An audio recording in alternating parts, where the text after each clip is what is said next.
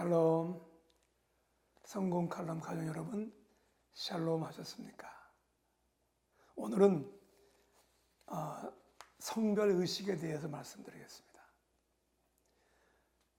하나님께서 아브라함에게 복의 근원의 약속을 주시기 전에 먼저 하신 말씀이 있다는 것을 여러분 잊으면 안 됩니다.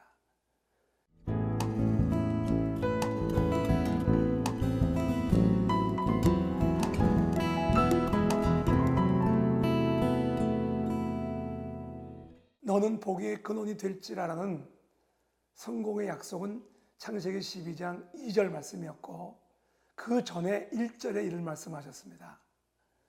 여호와께서 아브라함에 이르시되 너는 너의 본토 친척 아비 집을 떠나 내가 내게 지시할 땅으로 가라. 영어로 보면 leave your country, 떠나라.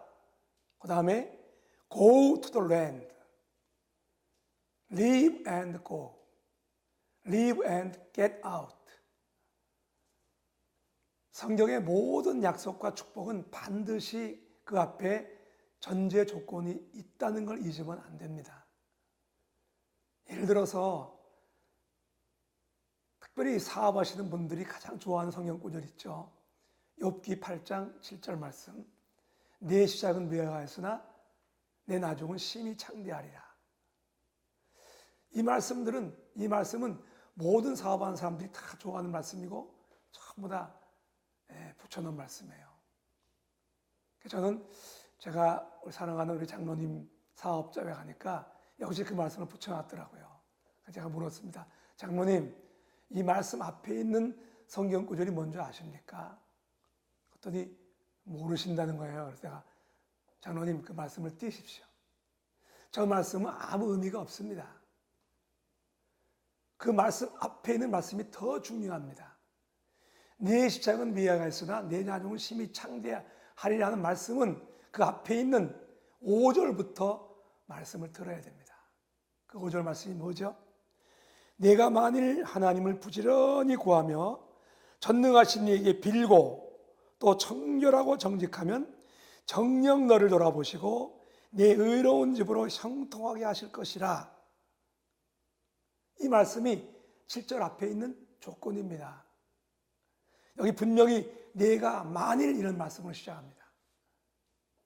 내가 만일 하나님을 부지런히 구하고 그 다음에 전능하신 이에게 빌고 또 청결하고 정직하면 내 시작은 미약하지만 내 나중은 창대할 것이란 말입니다.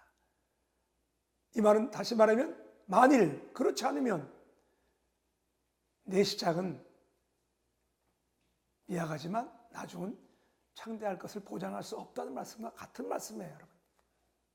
이와 같이 하나님은 아브라함에게 너는 복의 근원이 될지라는 약속을 주셨지만 그 약속 앞에 주신 말씀이 바로 1절 말씀입니다. 너는 너의 본토 친척 아비 집을 떠나 내가 내게 지시할 땅으로 가라. 그리하면 너는 복의 근원이 될 것이다. 자, 여기서 우리는 중요한 의미를 깨달을 수 있어요. 왜 하나님은 아브라함에게 본토 친척 아비 집을 떠나라 그랬습니까?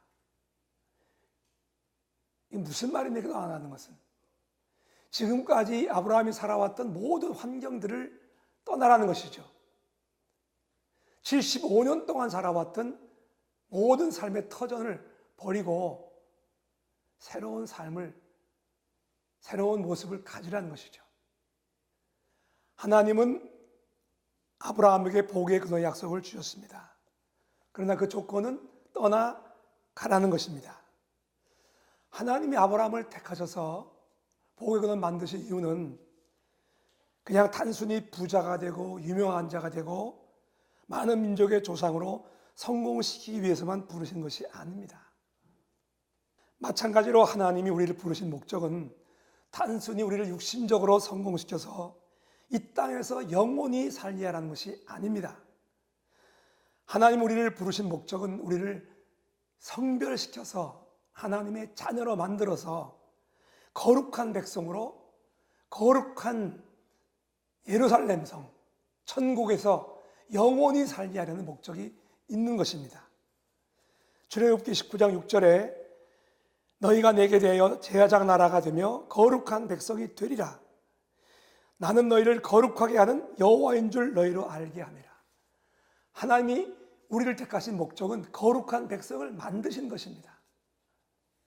거룩한 백성을 만들어서 거룩한 나라, 즉 예루살렘, 천국에 영원히 살게 하려는 것이 하나님 우리를 부르신 목적인 것입니다. 다시 말하면 진정한 성공, 영원한 성공은 이 땅에서 육신적으로 잘 되고 부자가 되고 유명한 자가 되고 성공적인 사람이 되는 것도 중요하지만, 진정한 성공은 우리를 하나님의 백성, 거룩한 백성이 되어서 영원한 천국에서 하나님과 함께 영원히 영생복락을 누리게 하는 것이 하나님의 진정한 성공의 목적인 것입니다. 그러기 위해서 하나님은 우리가 살고 있는 이 육신적인 삶을 떠나라는 것입니다. 옛사람의 모습으로부터 떠나서 거룩한 하나님의 백성이 되라는 것입니다. 그 되는 방법이 떠나는 것입니다. 본터, 친척, 아비집을 떠나는 것입니다. 에베소에 나오는 말씀처럼 썩어져가는 구습을 버리고 너희 심령으로 새 사람을 입어서 새로운 삶을 살라는 것입니다. 그 첫 번째 방법이 바로 우리의 언어를 바꾸라는 것이죠. 제가 독일 선교사로 부름받고 한국을 떠나서 독일에 갈 때까지 이 본토를 떠나는 것이 무엇인가를 깨닫지 못했습니다. 제가 독일에 가서 살아보면서 본토를 떠나는 의미를 깨닫기 시작했습니다. 본토를 떠나는 것은 바로 언어를 바꾸는 것을 말합니다. 언어가 바뀌지 않는 한 본토를 떠나는 것이 아닙니다. 제가 미국에 가서 놀란 것은 미국에 온 지 20년, 30년 되신 분들이요, 영어를 잘 못하셔요. 그러니까 그들은 미국에 와서 몸은 미국 사람이 되어 있는 것 같지만 아직 그의 의식 구조는 그대로 한국 사람입니다. 한국을 떠나지 못한 것이죠. 그 나라의 언어를 익히지 못하면 그 나라의 삶을 누리지 못한다는 말씀입니다.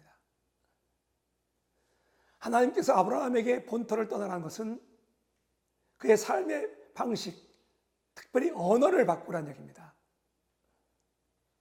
때문에 성경 에베소서 4장에는 이렇게 말씀하고 있죠.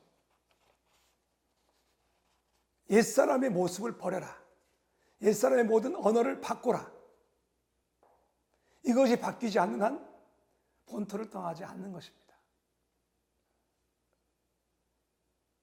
지금까지 써왔던 세상적인 언어들, 이거를 바꾸지 않으면 우리는 아브라함이 아무리 하나님께서 복의 근원이라는 약속을 주셨다 할지라도 그가 본토를 떠나지 않았다면 하나님이 주신 약속은 아브라함과 아무런 상관이 없는 것처럼 우리 또한 마찬가지입니다.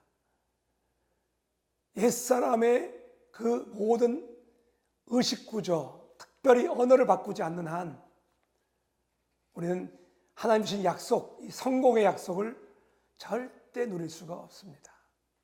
이제 앞으로 이 본토, 친척, 아비집을 떠나는 것이 무엇인가에 대해서 좀 더 깊이 말씀을 드리기를 원합니다.